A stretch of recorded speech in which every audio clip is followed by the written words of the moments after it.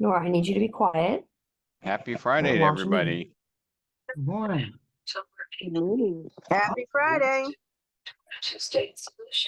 These are the troopers before a holiday. Let me mute everybody. All right, I've muted everybody. So we'll just give about 30 seconds for everybody to pop on here. I see. So Tiffany, are you in a spot where you could say hi to everybody and give us a little bit of an update? Yes, I'm here. So And why don't you happy what Friday. why don't you introduce yourself to everybody, because we have some new members from Arizona on here. Sure. So I'm Tiffany Franco and I'm with Cornerstone and I work under Renee Stone's group. Um, and I have a little bit of information today in light of Labor Day. First of all, I want to say congratulations to all of us, right? Because it's really our holiday.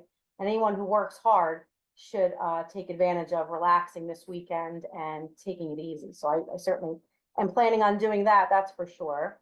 So I'm not sure if you guys know, but there's something called the JOLT report. And that's basically the labor report. And it's one of the aspects of how they come up with our economic findings, and obviously it affects interest rates. So the JOLTS is a job openings report, and it basically shows if the JOLTS is strong, then it supports a strong economy, and it'll give us a good indication of where the economy is heading. Really what it does is it shows hiring and firing and people that have quit their jobs laid or have been laid off. It just shows all the ins and outs of the labor force. So that's our little tidbit to our Labor Day, our Labor Day, giving you information towards our Labor Day holiday. So What I is, also wanted to just let you guys know quickly what the rates are. So, you see that they're trending down, which is wonderful. And it's time to obviously try to get those people off the fence, of the ones that were waiting and didn't want to make a move until the rates came down. So the first time home buyer government program rates are around 6%. Our FHA is just a little bit higher than that. I would say close to 6.5. Our 30-year is anywhere between 6.375 and 6.5. Our 15-year is 6 1/8 to 6 1/4, and our jumbos are teetering around 6.75. So pretty good. And it's definitely a motivator to try to get these people to get back into the housing market and start putting in some offers.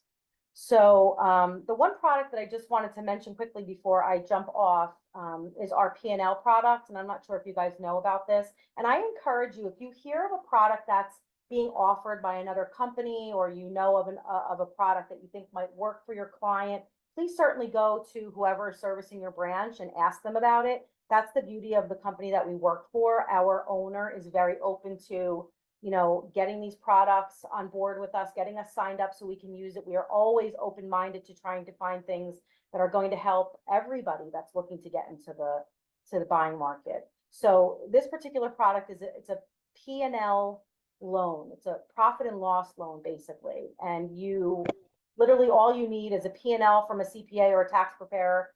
You need to be self-employed. You have to have 2 months business bank statements. There is a minimum FICO score of 680, but it's great because someone who is either undocumented or has a TIN number and not a straight social security number, we can actually help these people that are in the workforce, that are actually working and making a living. We can use their profit and loss statement to show that they can actually repay that loan. So please keep that in mind when you are speaking to your buyers. And if there is anything that raises a red flag for you that you think they might not qualify because of it, please have a discussion with one of us, and we can try to think outside of the box and get them the product that will get them into the home. So with that being said, thank you for giving me the spotlight for a couple minutes. Enjoy your weekend, and thanks again. so translation is lenders with good product knowledge and partnership mentality help us close more transactions. And I'm going to put this out there, even though Tiffany and our lenders don't often talk about it, but mortgages are a commodity for the most part.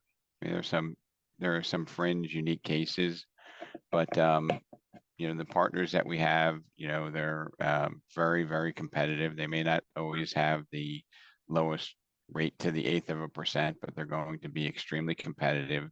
More importantly, they're going to be reliable and deliver a referable experience. Okay, and you get judged by the company you keep and the partners that participate in the transaction. And I find that the agents that are most effective, have teams, and they have a communication strategy, which kind of leads into today of having their clients select vetted vendors to make to basically ensure that the transaction closes and also to ensure the experience. Okay, so it's not a a plug for, hey, sponsor, this one or that other lender, but these are people that make your experience better. Hopefully they'll be business partners, not just vendors. All right. With that said, the Jolt report, is that good for interest rates or bad? The most recent one, or the I'm sorry, I PPI? muted myself. So no, the most recent one has not been great, right? Because it showed that the labor force is not great. Not only is the labor force not great, but we also have the lowest rate since the last recession of savings, people that have money in their savings account. So the last time it was this low was right before the Great Recession. So it's pretty scary. So all these indicators are basically showing a looming recession around the corner. Even though interest rates are going down, we don't have a very strong economic outlook right now. Can I So, ask you, hopefully. Go ahead, Dana. there are many people out there, many agents out there that don't understand when they hear the labor force is weak or unemployment rate is up or down. When you say the labor force is not that great, what does that mean? Can you give us an Yeah. example?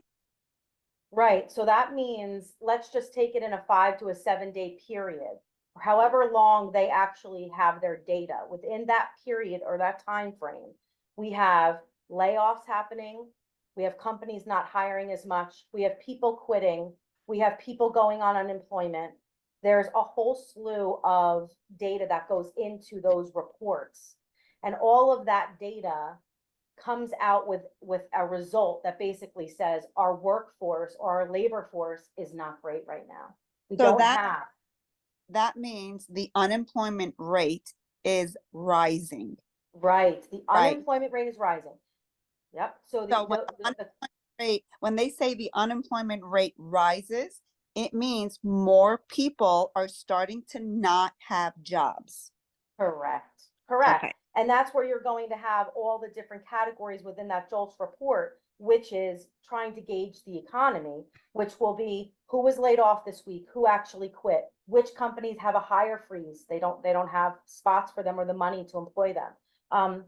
It's basically every facet of the labor, Right. what defines our labor, right? So everything within that category, basically. So if the unemployment rate is high, therefore Mhm. there are fewer buyers out there that can afford to purchase, but it could raise the inventory. So Netta, let me kind of try to close that circle for you, because it's quite a conundrum. It's in real estate and finance, sometimes bad is good, good is bad. So if unemployment rises a little bit, it shows softening in the labor force, and it's deflationary for lower interest rates, which generally uh, sparks the real estate market, right? It's positive for real estate. So we don't wish for people to lose their jobs, but if there are no unemployed people, then prices go up dramatically. So bad is good with regard to that. Inflation, bad is bad, right? So Tiffany, if inflation's high, it's bad for everybody, and it's bad for interest rates. So I just want everybody to have an awareness. We don't need to be experts in this, but when consumers talk to you, or once a quarter, sit in on a meeting with your lender, listen to the conversations that they have, listen to the concerns that, buyers have, and sellers going to buy. What are they worried about, right? And I'm just going to repeat that, the mortgage money is just, it's a commodity. Okay. So it comes down to service and expense. And, the people that we've aligned ourselves with are not gougers. They're competent people that, that deliver a consistent experience. So with that said, thank you, Tiffany. Appreciate your commentary today. Before Rob? yes, Before you jump off, Rob, I'd like to add one small important piece. Buyers Sure. out there right now, all of them are asking, rates are going to come down. They're watching the news. All the economists are talking about a possibility of a rate cut. That's the jargon that you'll hear out there. I think it's important to note that quarter point that they're anticipating possibly, and then next week, maybe it's not, it's all dependent on that inflation number. That 0.25% that the Fed, everyone is anticipating, the Fed is reducing rates by, has already been baked into this market. That's why the rates Tiffany gave you today, as you can see, if for those of you that follow interest rates, are lower than they were 2 or 3 weeks ago. So if you have a buyer saying, I'm waiting because I think rates are going to come down, they've already come down. So we're not really going to see, the bond market always runs ahead of the Fed.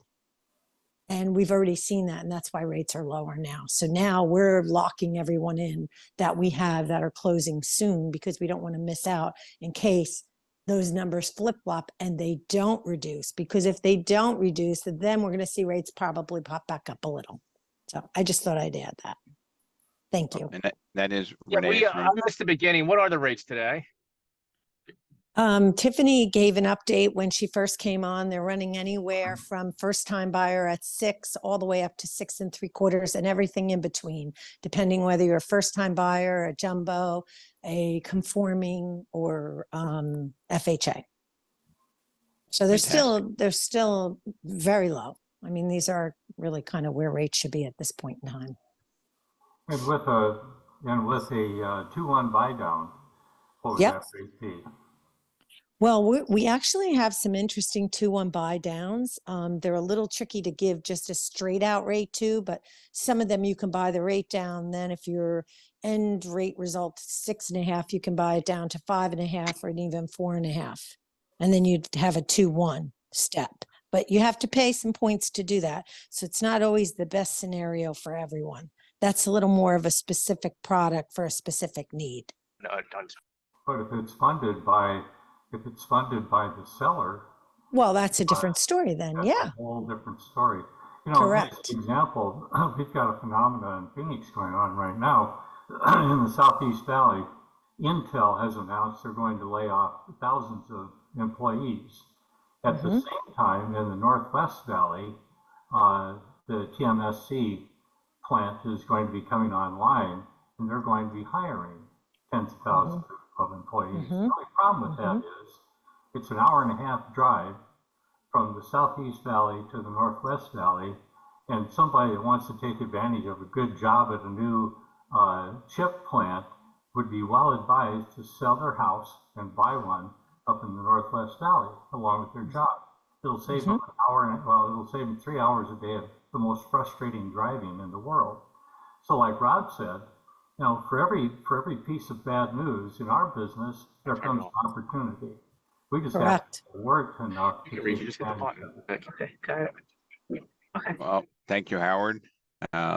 And for those of you who don't know, Howard is the founder of Remax Excalibur, our new family in Arizona, and a happy belated birthday. Yesterday was Howard's birthday. So thank you for that commentary. So if you have that information in Arizona, I think if people sell their house now in the Intel market before prices drop, they're going to do well. And if they buy in the new market before prices go up, you really have a first mover advantage.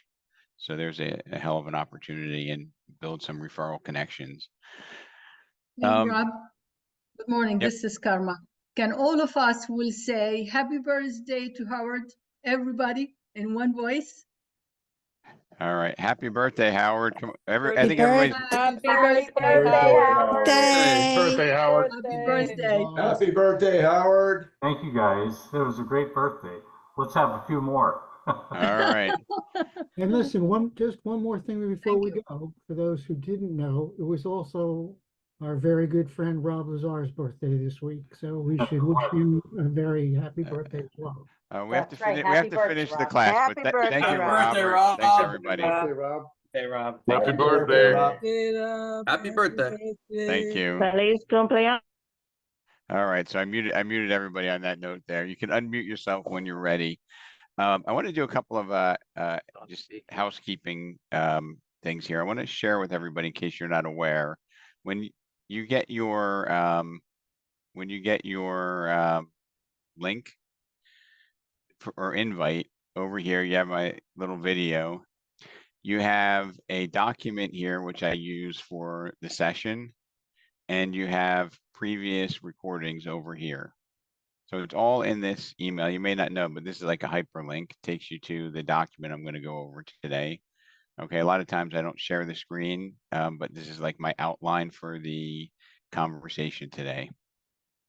So I just wanted everybody to know that you have that resource, and you can go back to old ones and find the old document that we worked off of. So without further ado, I'm going to get into today's subject, and I was watching Phil Jones, who's the author of Exactly What to Say, and I learned that he used to be a real estate professional, and he also has some role play cards which I actually ordered, and I'm going to try to get those around to the offices so that people can perfect their skills by practicing, right? I mean, role playing sounds like it might be beneath some of us because we've been in business for a really long time. But if you think about professions and people who perform at the highest level, if you're a musician, you don't just take a year off and then go on tour. You're practicing. If you're a professional athlete, you're getting in shape and you're practicing. I would say that that's going to keep us sharp mentally. It's going to give us an advantage, not a nefarious advantage, but a positive advantage in how to lead people to the right outcome. All right, so I'm going to break tradition here. I'm just going to go and share a little bit about what I have here, which is change screams opportunity. Okay, it's not about fear. Okay, this change that we're going through is an opportunity of probably of a generation. Okay, and I think I might have said it on the last call, but two things can be true at the same time. We can disagree vehemently with the way the litigation portrayed us, and we can agree that the outcome is going to be positive. So we could disagree that, hey, there was really no justification because we never price fixed. We always educated consumers. The basis of putting out cooperation was designed to make the playing field fairer so that agents knew what was happening. But the other argument to that is a great buyer's agent is forced to accept what a seller and the listing agent decided to offer in most cases, independent of the level of service that they provided. So we can be angry about what's going on, but we can embrace the change and believe in it being a positive generational opportunity for us. Competition breeds excellence. Competition breeds excellence. So if you're afraid of competition, then you're afraid of growth.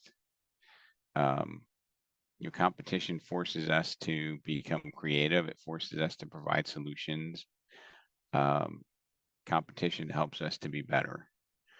Monopolies don't have a history of great changes and innovation. I'll even put something in there in terms of mindset. We're in a turbulent financial environment. We're in a, dare I say, toxic political environment, because I think everything gets immediately broadcast around the world with technology. We're best suited to continue to do what we do best, stay apolitical, and put your nose to the grindstone, because whatever the outcome is of an election, an inflation report, whatever you're tracking, our business still goes on. We're not going to change what we do because of these outside forces. And before I go into the exactly what to say part, I want to talk a little bit about how we find ourselves where we are. And I'm not sure how I connect these two together, but conflicts and obstacles lead to great innovation and growth. Okay. And these below here are things that came from bad things. So maybe my connection is the lawsuit was a bad thing, but there was a lot of positive coming out of it.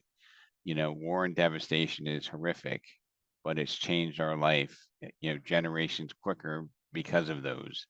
So the military created the internet, radar, weather radar, penicillin, t-shirts, jet engines, and modern aircraft, wristwatches, computers, GPS, radio and TV technology, microwave, blah, blah, blah, like all these things that came from the devastation of war. Bad thing, but now we can travel across the world in a very safe way. We can have internet on the airplane. We can have live TV. We have weather radar, so the plane knows where to and not to go. If you think about that, that's just, amazing. I don't know, was it like 100 and some years ago, maybe even less? We didn't even have electricity. And now we have all these things, and it's because of adversity that gets us to this point. So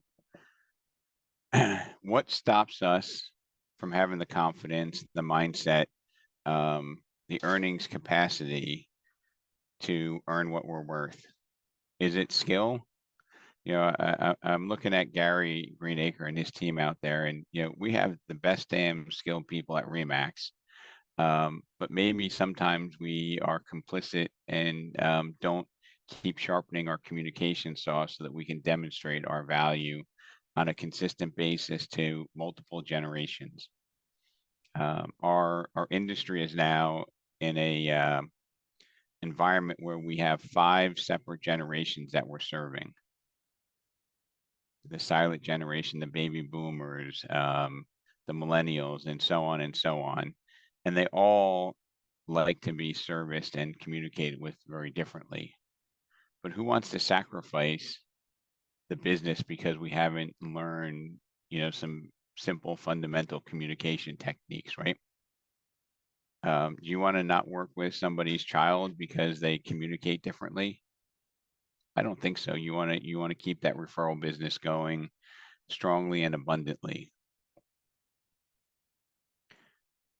So it's not what you say. It's not how you say it.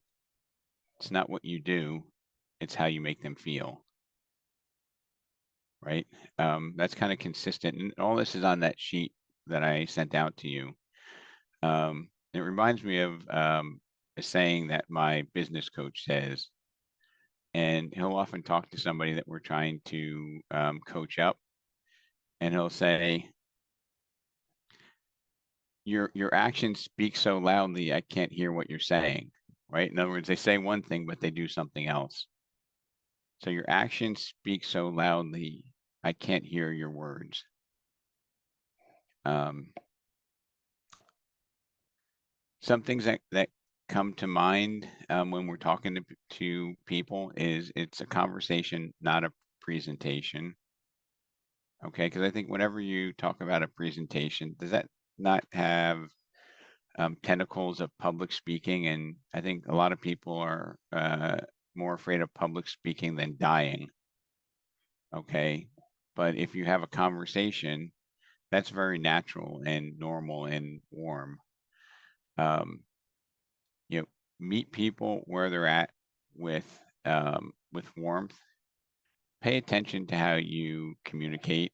You don't upstroke your language. You know, pace and make eye contact. These are all basic things. Chin up posture. And one of the things that I find a lot in our industry is people overcompensate by talking a lot, right? They feel like they need to fill the void in the air, but we have 2 ears and 1 mouth for a reason. Physiology, the way the physiology, the way you carry yourself, the tone, tenor, and pacing all matter. Okay, and I say this, you know, we all heard it, and it's probably not going to be a major change, but if it's in the back of our mind and we pay attention to these little details, it's going to help us have better conversations. And if we have better conversation, that builds or detracts from trust. What does it do? Builds. Better conversations build trust. So, you know, anticipate challenges. Because if you anticipate challenges and you prepare, what normally doesn't happen? Like if you prepare really well for an objection, how many people have done that and then you don't get the objection? Be honest. It's almost happened to everybody, right? But if you don't prepare and you get it, you fumble, right? And I would just have everybody just think about, what does an opportunity cost you in your marketplace? What's a good listing? What's a good sale cost you if you miss it? Probably pretty significant, right?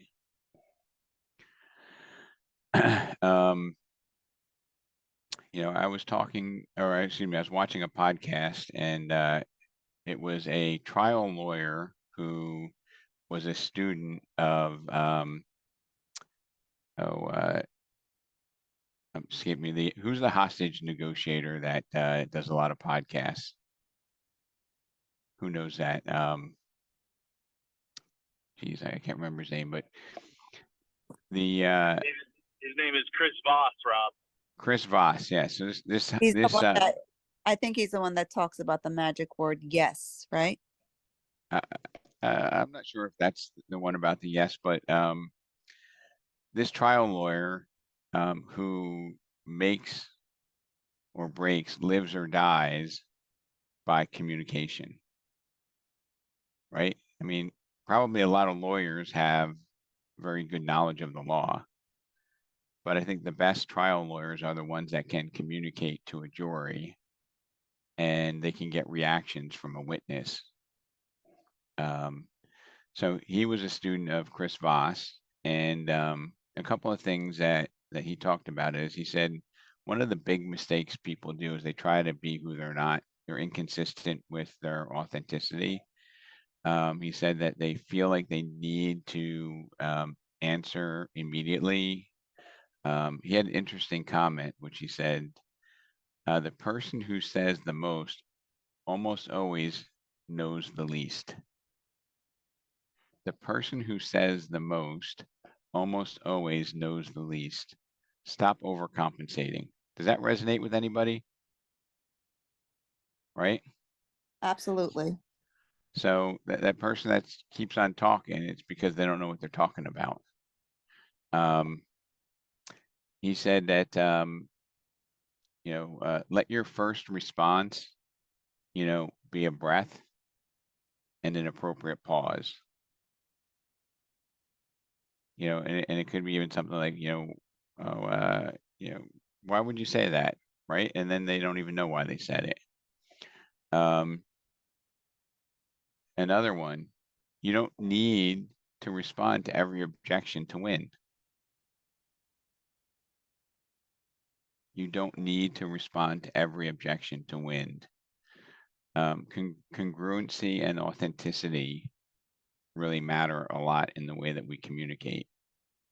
And, you know, our income and, you know, the clients that we get to work with or that choose alternative paths is rarely because of our resume or skill set. And it's also rarely because of what we say, but it's really because of what? How we act. And what we do. It's how we make them feel, right? So what we say doesn't really matter. It's how we make them feel that moves the needle, that pushes the triggers. I have to embed that in my head, how we make them feel, how we make them feel.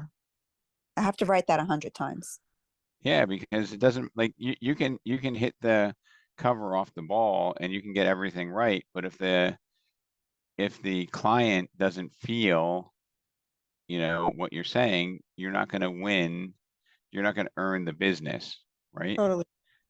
And I agree. mindset is also huge, because let me see here. I would say if somebody says, you know, or they feel, and tell me if you've ever been across the table from somebody and you think they feel you have commission breath and you're just looking to get that piece of paper signed to make $14,200. Does anybody ever feel that our prospective client might have that feeling? Anybody ever feel that way, right? That you're just after you're in my house just because you want to make a commission, right? But if you think this way, and you don't need to go around saying it all the time, but if you feel this way, it changes the way you behave. Hey, Tyler, I'm not here to sell your house. I'm not here to make a commission. I'm here to sell your brother's house and your neighbor's house because I did an awesome job. Think about it. Right? What's the cost of a new client? Has anybody taken a referral from an online system or a referral company? What's the highest referral fee you've seen? 45%. I hear for it. Anybody else have seen? Anybody else seen a 45% referral fee? Raise your hand. Yeah. Yes. Now, if it's a good referral, will you take it? Raise your hand if you will. So if we're willing to pay half our income to get a qualified referral, why don't we just focus on doing a little bit of a better job demonstrating the job that we did to earn more business, right? Wouldn't that seem to be a little bit better than, you know, and I'm not knocking cold calling, door knocking, mailings, all these other things that we do because there's a balance. But to me, it seems like that's a little bit of a low hanging fruit, right? They always remember the experience and how you make them feel. We talked about that last week. A year from now, 2 years from now, you know, does anybody remember what commission rate they paid? Does anybody really remember what their interest rate was or how many, what their application fee was? I doubt it, but what they do remember is if you didn't call them back. They remember if there was mass confusion before closing. They remember if there was drama and uncertainty. Okay. Yeah, they need to know that you care. And they also need to know that you can complete the job, right? And you can communicate it right. And I'll give you an example of a really poor way to communicate it. If somebody says, hey, hey, Wilson, you can trust me. What's the first thing that you do? Not trust you, right? Yeah. Hey, you can trust me. Like, that's just like, to me, as soon as somebody says that to me, it's like my opposite antenna goes up. I'm not trusting you. But trust is something that's determined by the way you make them feel through the conversation and the experience. So, you know, for our team here, and if you're newer on here, you know, fly on the back of giants who've done it for many, many, many years.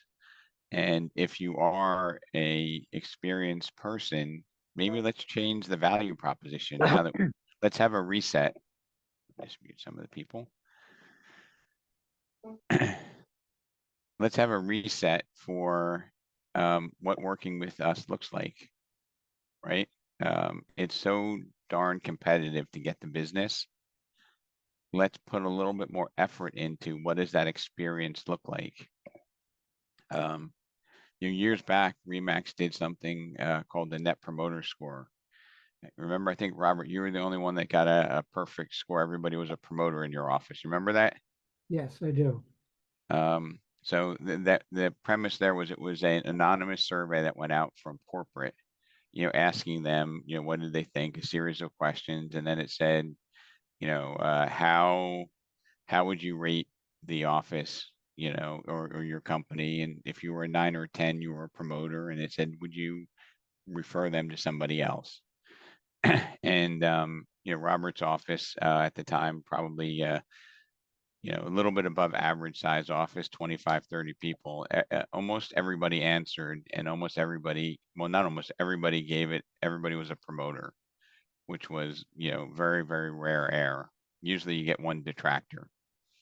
But if we managed our sales business that way, okay, we would get more referrals. And, our referrals that you earn from your experience, in reality, they're better than a 40, 42, 45, 50% referral from a third party. Because a lot of these third parties, they'll refer it out to 2 or 3 people. So you both compete against each other at the 50% referral fee. At least this way they win, right?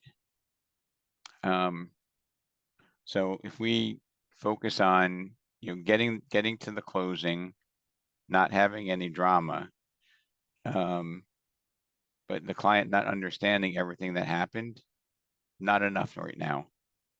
Okay, our business, has for many years looked like an iceberg, and the consumer only sees the tip of the iceberg.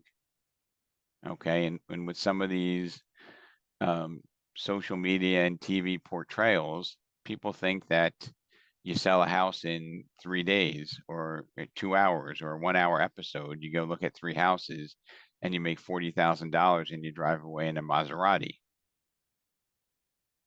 Right? Does anybody think that the public has a little bit of a warped view of what our profession is? Oh, yeah. Right? And being in the profession, and I'm looking at you, Robert, there's a lot of great agents, with us and with our competition. But we're just not loud and proud to the public. And maybe it's like, the poor performers or the people that are, auditioning for the job that, are out in 6 months, really cast a cloud over our entire industry. Right? Because I think to that point, it's, those are the ones who care more about themselves than they do about their clients. And I think we've always stressed the importance of caring about our clients and a duty that we have to our clients, really, to do the best we can to support them. And I just wanted to mention that in the last couple of weeks, it just so happens that I've had a number of conversations with previous clients, and what keeps coming back to me is them saying to me, what I remember about our transaction was how calm you were and how you kept me calm when it seemed like everything was blowing up. And, that's the kind of thing that you can't figure into how much commission you made on it. It's just, you did, what you were in this position to do. And that was just to help your client feel good and stay positive in a transaction that maybe was more difficult than they anticipated. Is Angie Veristock on the call? If not, I'm gonna build her up hugely, and if she is, she can maybe share some wisdom. But I was at a happy hour last evening with the Morris County agents. Great job, Madonna. Thanks everybody for attending, and Tim. And I was talking to 5 or 6 agents on the porch. You remember that, Robert, right? And it occurred to me to have the conversation. If somebody walks into, a buyer walks into an office, and there's 5 or 6, offices with reasonable market share and hit or miss good professionals in the Rockaway marketplace, the outcome's probably going to be very different, you know, depending on who they walk in and who they meet with. It's not destined that, hey, I want a 4-bedroom, 2-bath home in, you know, Mount Olive for 600,000 or set, whatever it is. You know, the person you select really matters, and it really matters not because of competence, but because of, you know, what you can get out of communicating. And Angie had a conversation when this first came about. You know, she volunteered to be in a what would we call, like a workshop I did, and she said, "Hey, Rob, you know, when I talk to a buyer, I'm going to go 7 levels deep." And I was like, "Yeah, I think I heard that before," but it was really impactful for me because she really gets to the core of what they're looking to accomplish, which most of us don't really go to the 2nd, 3rd, 4th, 5th level, right? We're trained to be order takers. So in the example, and I wish Andy was here because she does a much better job than me, but it was like, hey, tell me what you're looking for. 4-bedroom, 2.5 bath. No, I mean, what are you really looking for? Why do you want that? Well, we want to have a yard for our 2 children to play in the backyard. And why do you want that? And what else do you want? So that, you know, it comes out they want the yard for the kids. They want a school district. And at the end of the conversation, you know, it's that they want to be able to enjoy the time before the kids go to college. They want to be a good role model. They want to have a house that can appreciate so that they can afford to put their kids through college. And why do they do all that? Because they want to feel like they were good parents. So in reality, the buying of the house was just to get to the experience of being a good parent and putting their kids through school in a good neighborhood, associating with friends that they felt comfortable with. But most of us look at it as a 4-bedroom, 2-bath. Think about that, right? We don't really ask why. We're afraid to ask why because we're not in, you know, we're not in sync with them. We're not communicating. We haven't built that higher level of rapport. Okay. And I'm going back to my notes, and this probably is not a fluid transition, but I underlined this one and said, you don't have to attend every argument you're invited to. Think about that one. You don't need to address every objection. You don't need to attend every argument you're invited to. And you know, a phrase that, you know, he put down that he put down a lot of phrases that he finds to be power phrases. And one they said, "Thanks, that's helpful. That's helpful for me to know." And I think that's a really good phrase that we should probably ingrain when we ask questions. You know, hey, Tom, that's helpful for me to know. You know, I think that just shows that you're connected, right? You're paying attention, you're concerned. You know, feedback loops and paying attention to how they respond. So, you know, it's not what you say, it's not what you do. It's not how you say, it's how you make them feel, right? And sometimes it's the exact opposite of what you say, because trust me means I don't trust you. I don't know why, but when those words come out, it means I'm not trusting you. So, you know, I want you all to, you know, have a very relaxing weekend and enjoy and be appreciative of the time we have off. But I also want you to come back in the fall, because it's the fall after Labor Day. And I want you to see, you know, all this BS, all this noise that's going on as an opportunity of a generation, right? It's an opportunity of a generation. And I believe if you're a buyer's agent, and we all have buyer's agent roles, I don't know anybody that just sells a house and say, I'm not going to help you buy. But as a buyer's agent, this is an opportunity for us where we should look forward to not be concerned about having a conversation about how we get paid, about what value we offer, and you know, embracing the feedback loop, figuring out how do we demonstrate that, we're worth 2.5%, 3%, whatever our value prop is, right? And again, this is another random thought, but be careful not to sell the way that you buy, right? Because sometimes when you're in the industry, you have your own buying preferences, your own biases on how you buy things. And sometimes that may not be helpful for your business and your value prop. And a perfect example was we had an agent here in New Jersey who always said, if I sell it myself, I'll take 1% off. And who does that occasionally? Raise your hand if you like say, hey, if I sell your house myself, I'll give you a discount. Who does that all the time? Only when needed, right? So I had a conversation with him and I said that should be a tool in your toolbox, but not a giveaway, because not everybody's asking you for that.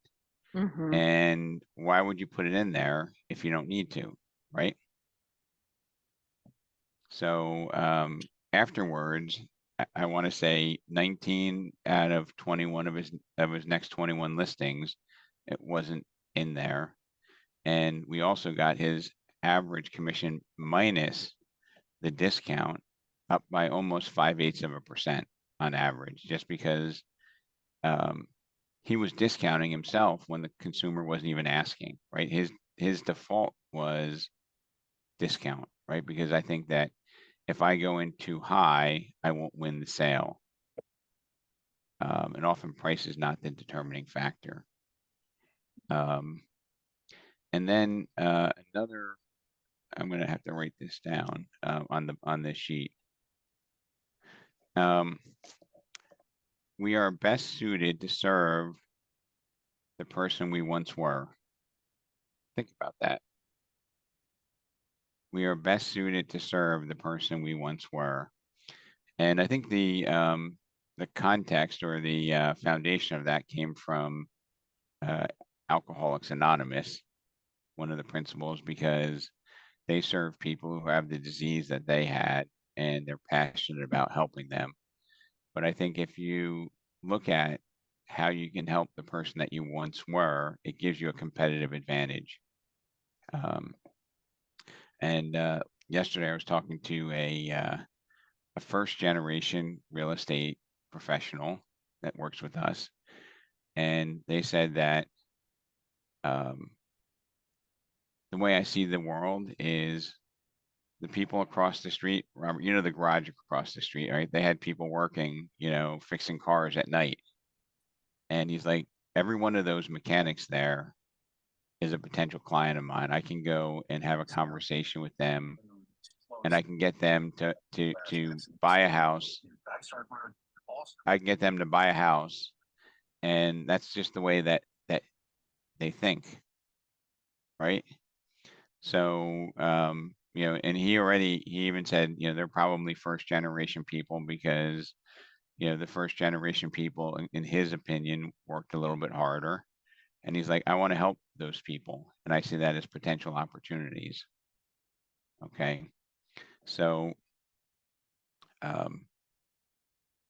want to open it up for questions and see, does anybody feel or see that probably the bigger challenge for the seasoned group that we have is not our resume, it's not our experience, but it's our ability to connect the dots through communication, through effective communication, strategic communication.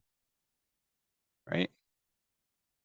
It's not, it's not good enough, I'm looking at Gary pushing papers over there. Are you able to talk for a second, Gary? Yes, sir. So your resume and your experience is quite impressive, and the people, in the marketplace there it's amazing. But somebody you just meet, that doesn't mean anything unless you can connect with them, right? And if you're the best agent, but they don't really like the way you communicate, or don't feel like they connected, you're at a tremendous handicap. I don't care who you are, right? Correct. So it's very, very helpful to have an awareness that not every customer, processes things the same way. And that if we just put a little bit of effort outside of, being experts in real estate and marketing and all the things that we do to help clients, and we put a little investment in the front end of communication, right, and retention, it's going to pay a massive, massive dividend, right? I mean, I'll bet you that a lot of us on this call have been invited to, our clients' homes after they purchased.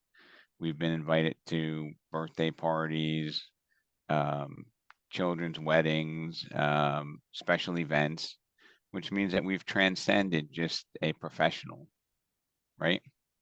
When you go, does anybody here, want to just pop on camera for a minute, and if you've been to at least one wedding and 2 birthday parties from your clients, if you want to unmute yourself?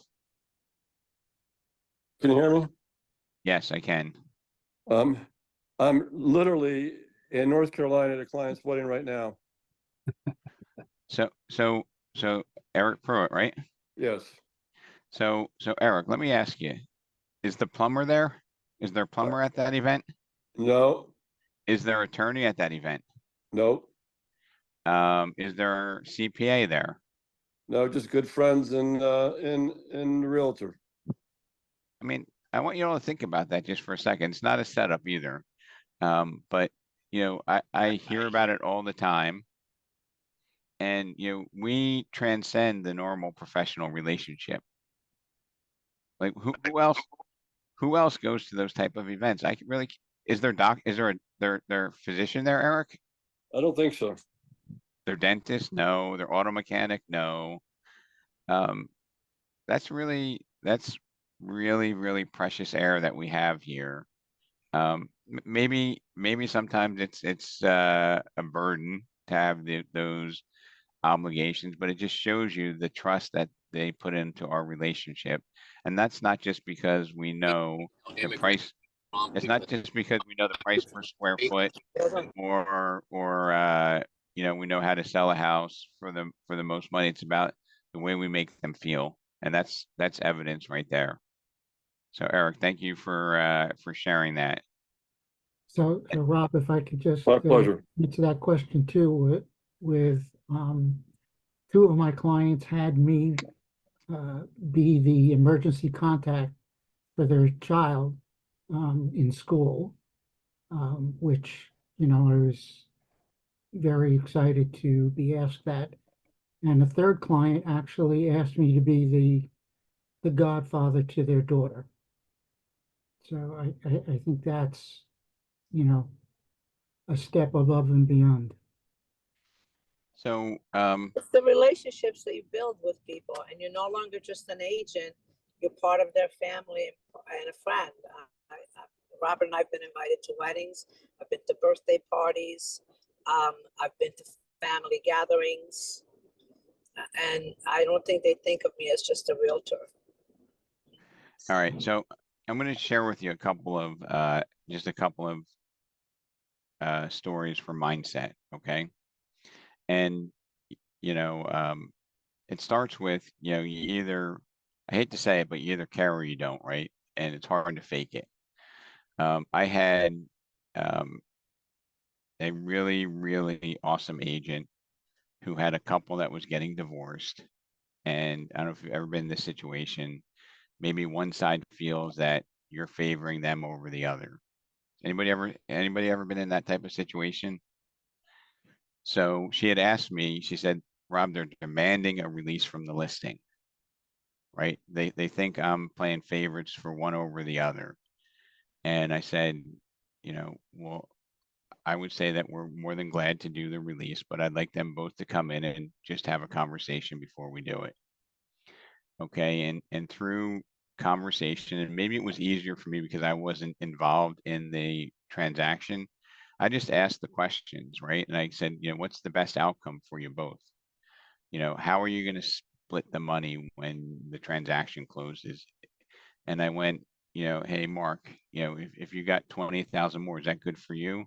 Hey, Anne Marie, if you got 20,000 more, is that good for you? Yes.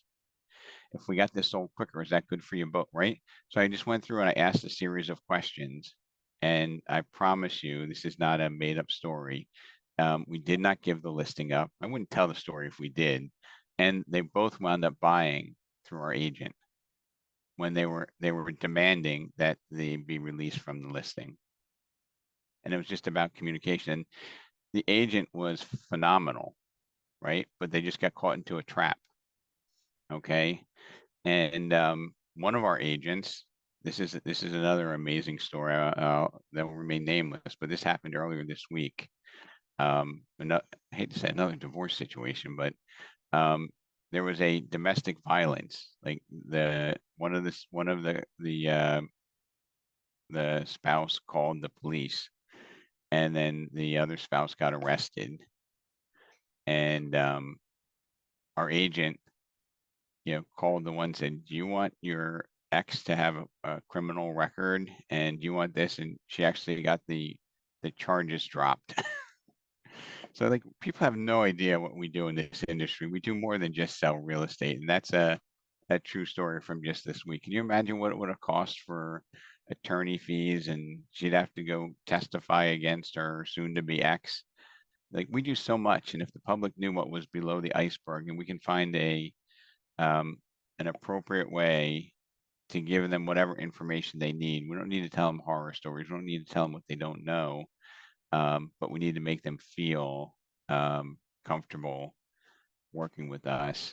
And price is not the defining factor for how the relationship goes. I don't think there's anybody that goes and says, I paid, Mary Jane, a 6%, and it was a great experience, but I paid too much. Do you think that conversations like ever really happened? I don't think so. They don't ever say, hey, Robert Garver did a great job, but the 6% was too high, or the 7% or the 5%. It's not congruent. No. So we have a opportunity of a lifetime. Change screams opportunity. Change screams opportunity. Change screams opportunity to redefine our business, find our communication strategy. And, if you could think about, if you were never in this business, why would we not have a written agreement with a buyer? Like, that's just a tradition. Okay. And we can, has anybody ever felt like you worked with a buyer and the listing agent put out a shitty commission in the past, and you felt like, yeah, I did a good job on my client, but I really got the short end of the stick? Anybody ever been there? Should say it's everybody that hasn't been there, right? With this new business model, that doesn't happen, right? Because we define it, and if you can't have a conversation and define, your compensation, you can't define your compensation and defend your commission, you probably don't deserve it. And I'm not being negative, but it's time to go back to the communication drawing board, because virtually everybody here is 3x, 5x, 10x better than the competition, but we may be equal to them on communication skills. We may be 2x on the communication skills, but that's not good enough. So let's be conscious of how we talk to people. There is, for those of you who like to read or get an audio book, it's hard to see on the screen here, but this one is exactly what to say in real estate, exactly what to say to close the deal, exactly what to say to win more listings, exactly what to say to find new leads, exactly what to say to increase your income. Okay, all relevant things. So it's a short book with big words. If you're not a, look at the print is pretty big. It's a short read. You know, I think it's right down our alley. If you read the book and you say there's very little that you didn't know, but it probably brings it to the forefront and makes you behave a little bit differently. I, Rob, who's the author on that? That is Phil Jones, Chris Smith, and Jimmy Mackin, but basically Phil Jones. Okay. And there's an exactly what to say that's not for realtors. So I'd recommend getting the real estate edition. Okay, Oh, super thanks. easy read, audiobook, whatever you want to do. Hey, Hey, Rob, I'd Rob. like to share one of my experience with the new law, which is that was also for rental. You have to let the buyer, you have to let the tenant sign an exclusive tenant agreement.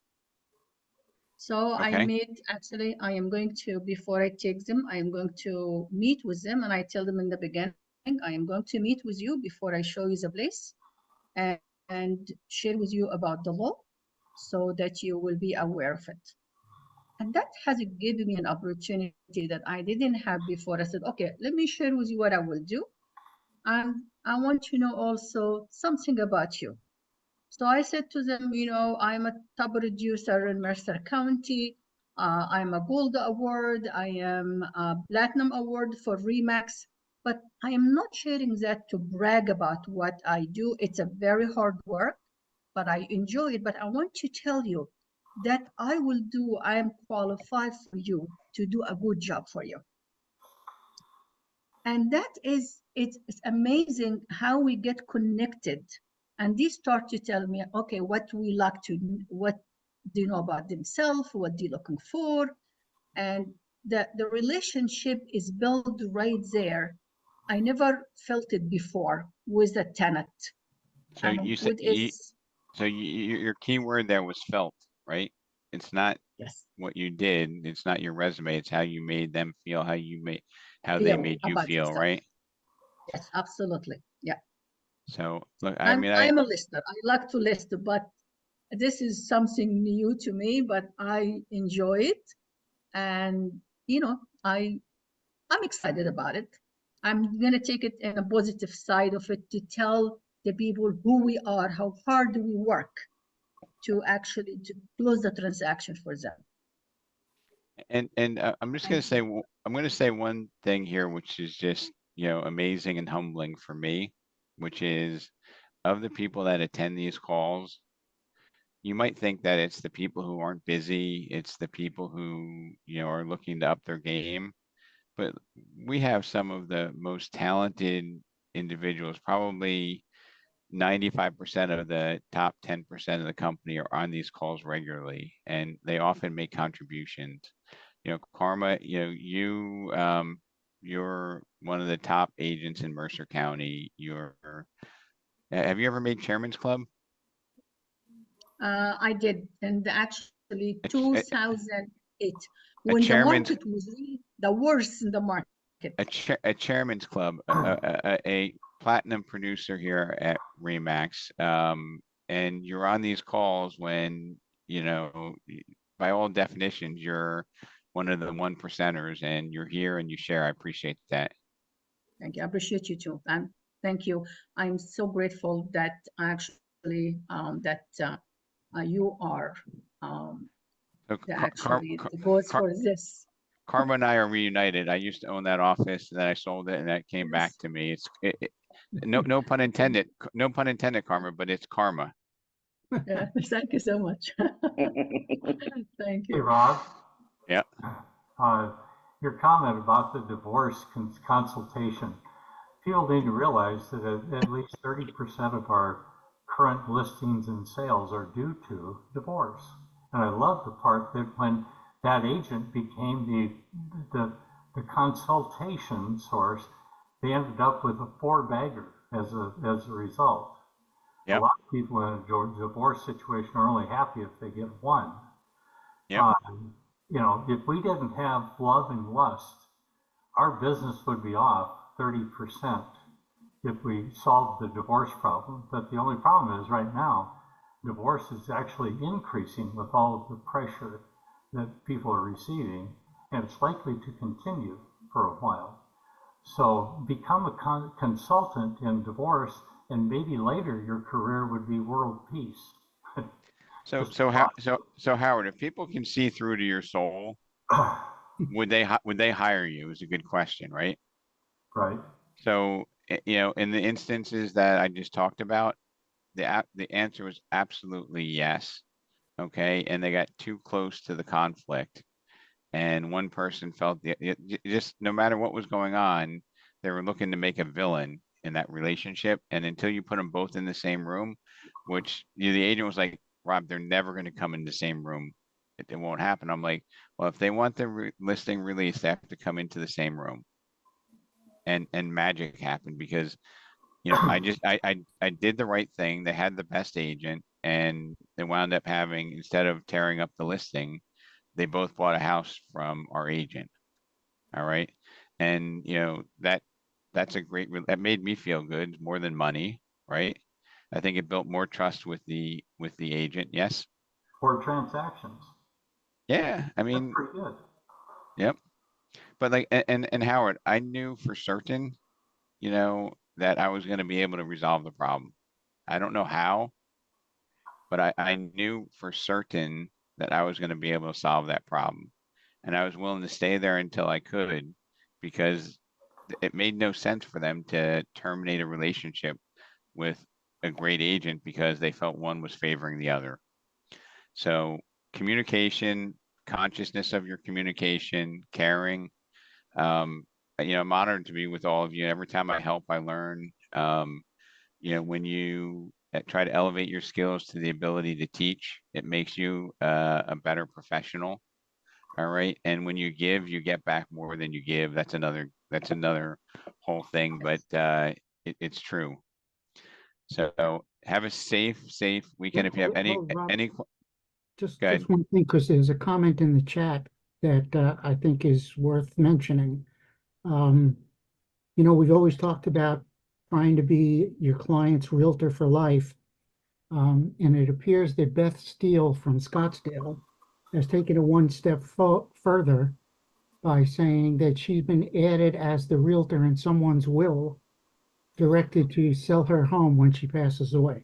I mean, that's a tremendous, you know, honor, and it's a recognition of the relationship that you have. But I mean, like, we don't think about these things. We're chasing shiny objects for a lot of us, right? Right. And you know, we're tripping over gold to get here. Like, did anybody ever call a past client that you haven't talked to in a while and you feel really good about it? And why don't we do that? It's because we don't have to communicate. Like, it's just not ingrained in our, it's not part of our routine. Sometimes it's not part of our routine because we don't know what we're going to say. All right. So maybe knowing exactly what to say would help you to open up some more conversations and communications. So I want to get an asterisk and an assist in helping you have the best year ever. You have balance in your life and have a lot of fun. All right. If anybody has any questions, I'll stay on for a few minutes, but I want to get everybody back to their routine and not stay on too long. Have a great Labor Day weekend, everybody. Rob, hey, how you doing? Thank you, Rob. Bye, everybody. Thank you. Yep. Thank you. Bye, everyone. Bye. Have a good, safe, fun weekend. Go ahead. Somebody has a question? Thanks to all the Excalibur agents that have come on this morning. The group is growing every time we do this, so that's great. Yeah. And I appreciate the leadership. I hopefully everybody got a text, or some of you got a text from your leadership reminding you of this, and they do that because they care about you and they want to see you grow. I have a question. Go ahead. It's not related to anything that we spoke. It's related to the new forms that I'm new in Remax. And I saw some forms relating the commission, different forms in the dot loop. And I wanted to ask, are they giving any guidance over that? They're gonna tell us when to use them? So like for the state specific forms, you're referring to New Jersey forms, correct? No, Florida. Florida? Yes, I'm in Pembroke Pines. Pembroke Pines. Uh-huh. Colleen, are you doing a weekly meeting for that information or no? I don't think so. I'm always looking out for trainings and stuff like that, but no, I haven't seen anything. Yes, I do. I do a meeting Monday from 6 to 7 6 in to the 7 at evening. night. Yeah, and Elizabeth does one on Thursday from 10 to 11. I haven't got any emails from that. Really? Okay. Nothing. No, I get the emails for this meeting, but nothing else. Okay, so those are basically something that we instituted for general questions about the changes that are going on, so that there's a format, a forum for you to go and get that information. So that's I'm not sure why you're not getting it. Colleen, can you, or I see Elizabeth, can you look into that for me? And I apologize because you said dot loop. I thought New Jersey, but I know that Miami uses dot loop. Yeah. Sorry about that. Anybody else have anything even unrelated? Rob, hey, it's Mike. How you doing? I'm great. I just wanted to say thank you so much for these mastermind calls. And I would say year over year since you've been doing these calls, a full year. Our team went from, I started executive, then 100% club, and then we're a platinum club this year because of you. So I appreciate all the support. There's something special about you that you believe in the agents, and Fazia also. So the OP group just wants to thank you. So Michael, I'm gonna share a little. Hang on. So I'm gonna share a little secret. I get my inspiration and my knowledge because I truly believe that there's somebody in our organization that excels at almost every expertise, every facet of selling. And if I can take a little bit of that skill, expertise, passion, and share it with the rest of the group, everybody's going to rise, right? Because there's nobody that can be the expert at everything. Okay, but this organization has people that are specialists in different aspects of our business. And it's just exciting to make those connections. So Michael, I'm thrilled to see that, you're participating with your team, and I know firsthand that, everybody's all dialed in, and that inspires me. And like I see, Debbie Silly's a rock star, and, here you are on these calls. Like, this is just amazing, with a bunch of others. Thank So, you. Thanks, Rob. Oh, Hi, my Rob. pleasure. Go ahead. So I just wanted to say it's all about the concept and the biblical saying that you esteem others higher than yourself, and you only want the best for others genuinely and authentically. You just are not doing it because it's for show, or it's something that you're getting you're getting kudos, and that's not who you are. You're doing it because you genuinely care about your agents and everyone within or industry who is with this company. So thank you for that. And I'm gonna just share a little story.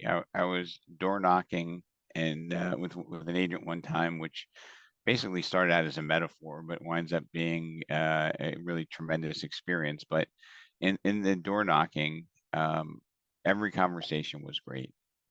So it's not about the prospect, the homeowner, the person that answers the door. It's about how we engage them. And this person, he said to me, that was amazing. How do you talk to strangers and make it seem like you care? My answer was, you know what? Sometimes you just have to care about people in order to be believed, to be authentic, right? There's no rule that says that, somebody you just meet, you can't, desire to help them, right? So there's just so much that we can learn here, you know, like we're the only profession that gets invited to weddings and birthdays, right? No attorneys, no dentists, no auto mechanics, no plumbers, no life insurance salesman, no insurance salesperson. You know, we're in a special spot in what we do. And you know, recognizing that's important, understanding how to leverage that, you know, and leveraging it doesn't mean it's a bad thing. Leveraging it just means that, hey, if you do a phenomenal job, you provide a tremendous service, you know, you have a moral obligation to share that with as many people as you can, right? So if you are a caring, competent, great agent, you solve problems, you help people get where they need to be, you know, forget about your pocket. You have a moral obligation to help people. So when you don't feel like doing something, you know, think about that. Think about the life you didn't change because you slept in or you didn't want to make the calls, right? It's very, very empowering. Anything else before we wrap? I mean, you guys rock. Nothing. Have a fantastic weekend, everybody. All right. You too. Bye bye. Thank you.